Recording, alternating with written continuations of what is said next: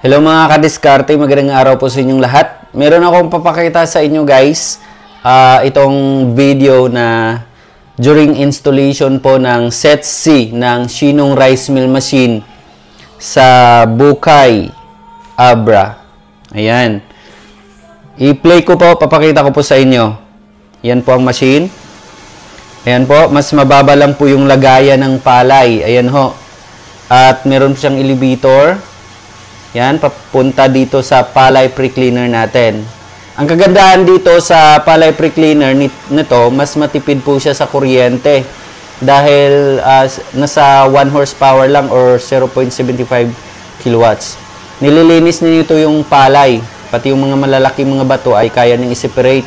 At yung mga tulyapis ay ilalabas na. Ayan ho, dito na po papasok sa Shinong Rice Mill Machine. Yun po ay impeller type ang machine natin na Shinong Rice Mill Machine. Kaya may iwasan ang pagkadurog ng bigas. Dito na po yung unpolished rice papasok, and then ito na. Ito na po yung output. Ito na po yung finished product natin na bigas. Meron po siyang controller or polishing control dito. Kahit brown rice, kahit anong klaseng variety ng bigas or palay ay pwede dito. Yan ho. Separate din po ang labasan ng ipa. Pino rin po yung darak. At separate din po ang labasan ng mga binlid. Ayan ho, plug and play lang po siya. Mabilis lang po, madali lang po siyang i-operate.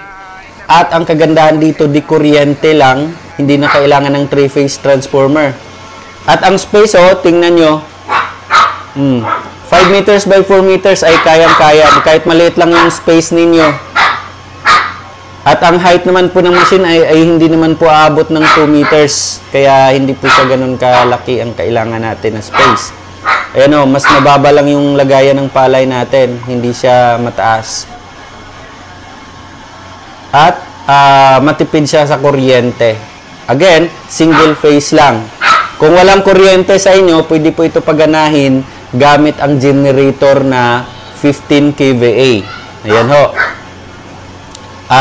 At ang main machine natin na Shinong Rice Mill Machine, meron siyang dalawang electric motor. Isang 3 horsepower at isang 0.3 horsepower. Equivalent po sa 2.45 kilowatts.